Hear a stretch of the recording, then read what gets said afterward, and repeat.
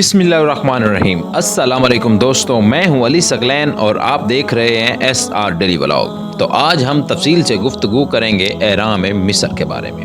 اہرام مصر کیا ہے؟ حیرت میں مبتلا کر دینے والا عجوبہ۔ یہ دنیا کے 7 عجوبوں کی فہرست میں شامل ہیں۔ ان کی تعمیر کی بنیاد قدیم مصریوں کے اس دنیا میں ہے۔ دراصل وہ مرنے کے بعد دوبارہ اس دنیا میں زندہ ہونے پر ایمان رکھتے تھے۔ اہرام مصر قدیم مصری تہذیب کا ایسا عظیم شاہکار ہیں جو ہزاروں سال گزرنے کے بعد بھی دنیا اپنے سحر میں مبتلا کیے ہوئے ہیں۔ یہ اس وقت کے فرعون بادشاہوں کی ایسی یادگار اور عجوبہ ہیں جن کے اندر بادشاہوں اور ان کی بیویوں کے مقبرے موجود ہیں۔ وقت گزرنے کے باوجود یہ ابھی تک اصل حالت میں برقرار ہیں۔ یوں تو مصری 138 کے قریب مضبوط عمارتیں موجود ہیں، لیکن قاہرہ کے مضافاتی علاقے غزہ میں 3 اہرام موجود ہیں۔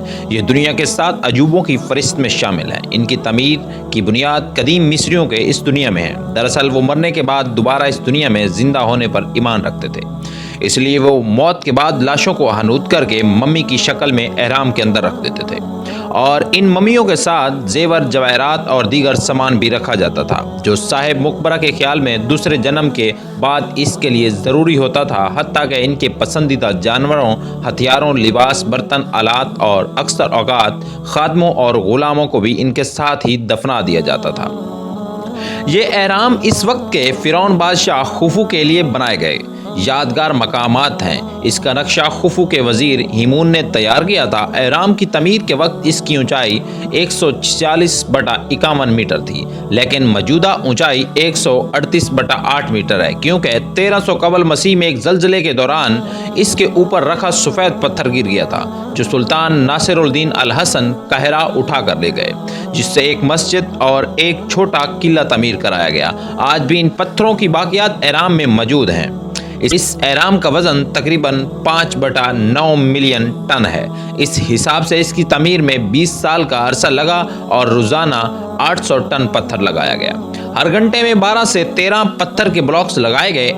اہرام کی تعمیر کے لیے 1 لاکھ محنتی کاریگروں اور مزدوروں کے 5 گروپ بنائے گئے۔ ہر گروپ 1000 قابل اور محنتی افراد پر مشتمل تھا۔ اس وقت مصر میں جو اہرام دریافت ہیں وہ 2670 سے 670 قبل مسیح کے دوران تعمیر کیے گئے تھے۔ ظاہر ہے کہ اس زمانے میں آج کی طرح بھاری تعمیراتی مشینری موجود نہیں تھی۔ اس کے باوجود انتہائی وزنی دیوہیکل پتھروں کی مدد سے اہرام تعمیر کیے جاتے رہے۔ ان کی تعمیر کے سلسلے میں دنیا حیرت کے سمندر میں گم رہی کہ ہزاروں سال قبل ہیوی مشینری اور جدید آلات کی مدد کے بغیر کیسے ان اہرام کو ٹنوں وزنی پتھروں سے تعمیر کیا گیا۔ اس وقت مصریوں کے پاس جدید ٹیکنالوجی بھی موجود نہیں تھی۔ سائنسدان ان کی تعمیر کا راز جاننے کے لیے مسلسل جستجو میں لگے رہے۔ ان کا کہنا ہے کہ پتھروں کے بلاکس جن کی مدد سے اہرام بنائے گئے، ان کا وزن 25 ٹن سے 80 ٹن کے درمیان ہوتا تھا۔ انہیں تراش خراش کرنے کے بعد وہ دور دراز کے مقامات سے یہاں لایا جاتا تھا۔ محققین نے دعویٰ کیا ہے کہ ان بھاری پتھروں کو صحرا سے یہاں لایا جاتا تھا اور ان کو گیلی ریت پر پھسلاتے ہوئے یہاں پر منتقل کیا جاتا تھا۔ ان کا کہنا ہے کہ بھاری پتھروں، مجسموں اور دوسری وزنی سامان کو جو صحرا سے یہاں لایا جاتا تھا، اس کو سیلیج پر رکھ کر مزدور اس کو کھینچتے تھے۔ تجربات سے یہ بات ثابت ہو چکی ہے کہ جب ریت کو مناسب پانی کی مقدار سے گیلا کر لیا جاتا ہے تو اس پر موجود سامان کو کھینچنے میں درکار قوت آدھی رہ جاتی ہے۔